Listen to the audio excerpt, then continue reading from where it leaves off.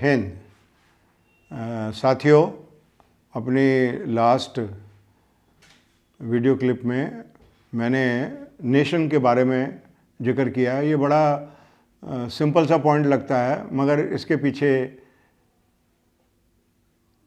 एक फ़िलॉसफी है जिसको हमें समझना चाहिए ताकि हम अपने नेशन को ज़्यादा वैल्यू कर पाएँ। नेशन हम सबको बांधता है, मगर क्योंकि हम बिखरे हुए थे आज़ादी से पहले, जब मैंने बताया 550 हमारे राज्य थे, तो हम सब बिखरे हुए थे। तो जब ह्यूम ने कांग्रेस बनाई, इंडियन नेशनल कांग्रेस बनाई 1853 में, 95 में, 1893, 95 में, तो उस समय हम एक नेशन बनने की तैयारी कर रहे थे और उसका क्रेडिट थोड़ा सा अंग्रेज़ों को जाता है, क्योंकि हम जो डिवाइडेड हाउस थे उन्होंने सबको गुलाम करके एक ही एडमिनिस्ट्रेशन के अंडर रख दिया, जो कि बरतानिया सरकार का था, इंग्लिश रेजिम का था। तो थोड़ा सा नेशन हम उससे बन गए। अदरवाइज़ हमारे आपस में तो झगड़े बहुत ज़्यादा चलते रहते थे। तो नेशन बनने जब कांग्रेस शुरू हो गई तो महात्मा गांधी जी तो बहुत बाद में आए, 1915 में, मतलब बनने के कोई 20-22 साल के बाद आए। तो उन्होंने एफर्ट्स की सबको मिलाने के लिए, मास बेस किया। तो एक तरह का जो इंग्लिश ने एडमिनिस्ट्रेटिव एक हिंदुस्तान बना दिया था, वो मूवमेंट भी एक हिंदुस्तान का बनना शुरू हो गया। तो वहाँ से हमारे नेशन बनने की शुरुआत होती है। और उसके बाद जब हम आज़ादी लेते हैं तो महात्मा गांधी का जो विज़न था, जो अंग्रेज़ों ने पहले भूमिका अपने फ़ायदे के लिए बनाई, एडमिनिस्ट्रेशन के लिए भूमिका बनाई थी, बैकग्राउंड बनाई थी, उसका महात्मा गांधी जी ने आगे विज़न लिया नेशन बनाने का। और सरदार पटेल ने उसके अंदर महात्मा गांधी के विज़न को पूरा करने के लिए बड़ी मेहनत की और बड़े हद तक कामयाब हुए। एक आध राजा को छोड़ दीजिए, कश्मीर वगैरह को या जूनागढ़ वगैरह को जो उस समय problem I, otherwise by and, या हैदराबाद को ले लीजिए, otherwise by and large smoothly हम जो है उन्होंने कंट्री को इंटीग्रेट कर दिया और हम एक नेशन बन गए। मगर यहाँ मेरा पॉइंट क्या है, क्या हम ये बनाने से नेशन बन गए, जो कि हमारी पिछले 1000-1500 साल की हिस्ट्री कुछ और थी, और उसके बाद हमें आज़ादी मिल गई और हमने कह दिया जी हम नेशन बन गए। अब कोई चीज़ बिखरी हो इतने टाइम से और आप कहो जी जुड़ गए, तो वो जुड़ गई नहीं, जुड़ती, वो हमको जोड़ना पड़ता है उसको और उसकी रक्षा करनी पड़ती है। तो मैं यहाँ ये कहना चाहूँगा कि जब महात्मा गांधी जी, जो कि राष्ट्रपिता कहलाने के लायक थे, राष्ट्रपिता उनको कहना भी चाहिए, गुरुदेव ने उनको राष्ट्रपिता कहा और ठीक कहा, मगर एक मेरे हिसाब से आज जब मैं देखता हूँ जहाँ हम खड़े हैं, तो एक बहुत बड़ी भूल हुई है, बहुत बड़ी हमारी त्रुटि हुई है। वो क्या हुई है कि जब हमें आज़ादी मिली 1947 में, तो नेशनल कांग्रेस को ये उसकी पूरी हुकूमत दे दी गई। अब नेशनल कांग्रेस क्या थी? नेशनल कांग्रेस जो शुरू हुई, मैंने बार बार बोला, वो एक मूवमेंट था। वो लोगों को राइट्स दिलाने का, लोगों का शोषण रोकने के लिए मूवमेंट था, एक क्रांति थी।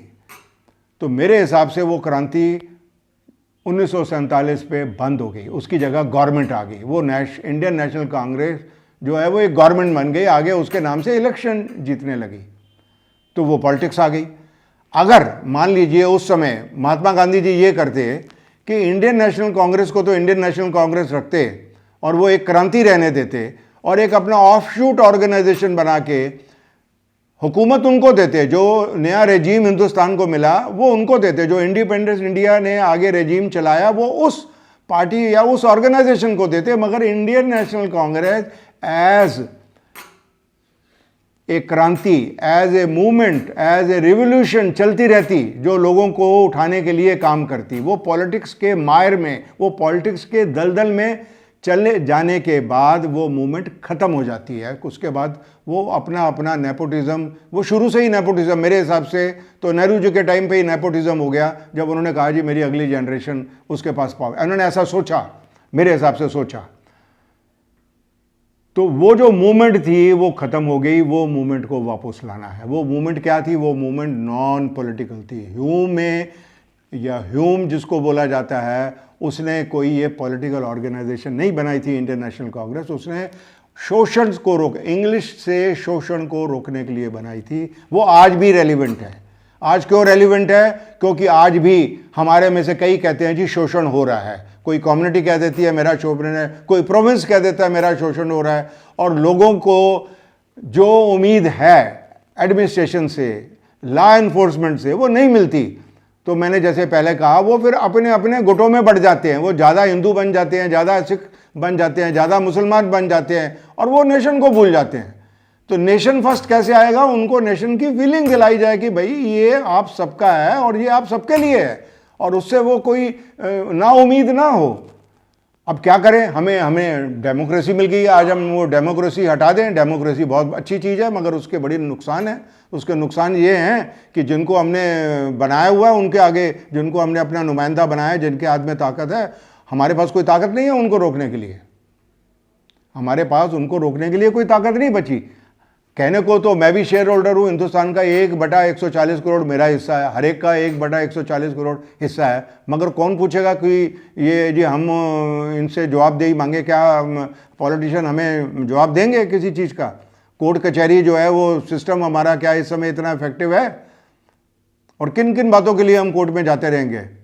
तो हमें इनको जवाबदेह करने के लिए, जवाबदेही इनसे मांगने के लिए, आंसर मानने के लिए, इनकी रिस्पॉन्सिबिलिटी फिक्स करने के लिए सबको इकट्ठा होना पड़ेगा। एक ऐसी ऑर्गेनाइजेशन बनानी पड़ेगी कि जिसमें रियल ताकत हमारे हाथ में हो, जिसमें real power of India, resurgent India हमारे हाथ में हो। और पॉलिटिक्स में जो आ रहा है, जो पॉलिटिशियन है, वो बेशक जितना मर्जी बड़ा हो, उसको ये डर हो कि कोई एक ऐसी संस्था है जो कल को मेरा नाम भी खराब कर सकती है। अगर आपके पास स्ट्रॉन्ग नंबर है तो ये मुमकिन है, और कोई बहुत ज़्यादा स्ट्रॉन्ग, कुछ डेडिकेटेड लोग आ जाए तो ये मुमकिन है। ये नॉन पॉलिटिकल ऑर्गेनाइजेशन बननी ज़रूरी है डेमोक्रेसी को बचाने के लिए, कंट्री को आगे लेके जाने के लिए। ये मुमकिन है मेरे हिसाब से, मैं तभी कोशिश कर रहा हूँ, 100% मुमकिन है। मैं बड़े छोटा सा रेफरेंस दे देता हूँ। एलन ऑक्टेवियन ह्यूम, जिसको अंग्रेजी में हुमे भी कह देते हैं, जो कि फाउंडर थे इंडियन नेशनल कांग्रेस के, उन्होंने कहा कि बहुत शोषण हो रहा है। वो एक अंग्रेज थे, मगर उनको भारतीयों के लिए डर था। शोषण कई होते हैं ना, कि शोषण हमारे सामने हो, हमें अच्छा नहीं लगता, तो हमारा एक्सप्लॉयटेशन हो रहा था। ये तो आप सबको मालूम है कि हम गरीब से गरीब होते रहे, खाने से महताज हो गए इंग्लिश रेजिम के अंदर। तो उसने कहा कि आप इकट्ठे हो, और उसने एक आह्वान दिया, ही एग्जोटेड एजुकेटेड क्लास को, कि भाई 50, उसकी वर्डिंग है हिस्ट्री के अंदर देख सकते हैं, कि अगर 50 बंदे भी आगे आ जाए ना, तो वो कहता है जी हम एक ऐसी ऑर्गेनाइजेशन बना सकते हैं जिससे कि हम बरतानिया हुकूमत, इंग्लिश रेजीम के ऊपर दबाव डाल सकते हैं कि इनका शोषण जो है वो ना होने दिया जाए।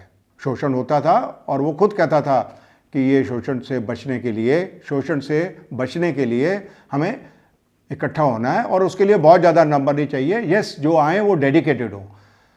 तो ये मुमकिन करने के लिए, डेमोक्रेसी बचाने के लिए, पॉलिटिक्स को जुम्मेवार ठहराने के लिए, हमें 100 बंदे, 200 बंदे, 300 बंदे बहुत हैं, उसके बाद हजारों लाखों आएंगे। और फिर ये ऑर्गेनाइजेशन का जो मकसद है, जो मैं बार बार कह रहा हूँ, कि हमें ओम्बड्समैन देने हैं हर वार्ड के अंदर, हर एक काउंसलर के पीछे, जो कि हजारों के हिसाब से हो बने, और उनको कोई फंडिंग गवर्नमेंट से नहीं चाहिए, उनको कोई तनख्वाह नहीं चाहिए। कोई इनडायरेक्ट फंडिंग गवर्नमेंट से ऑर्गेनाइजेशन के थ्रू चाहिए, वो अलग बात है, मगर उनकी तनख्वाह गवर्नमेंट के ऊपर फिक्स ना हो, वो हमारे जैसे लोगों के अपने जो कलेक्टिव मनी है उससे हो। जो शुरू में जो मूवमेंट चलते थे, या आज गुरुद्वारे, मंदिर, मस्जिदें चल रही हैं, वो कहाँ से चल रही हैं? पब्लिक के मनी से चल रही है। तो जिस तरह वो ज़रूरी हैं, उसी तरह आज भी हमें ये अटेम्प्ट करना चाहिए। तो मैं अपने नेक्स्ट एपिसोड के उसको प्रैक्टिकल शेप देने की कोशिश करूँगा नेक्स्ट एपिसोड में। तब तक के लिए मेरे को इजाज़त दीजिए। शुक्रिया, थैंक यू, धन्यवाद, जय हिंद।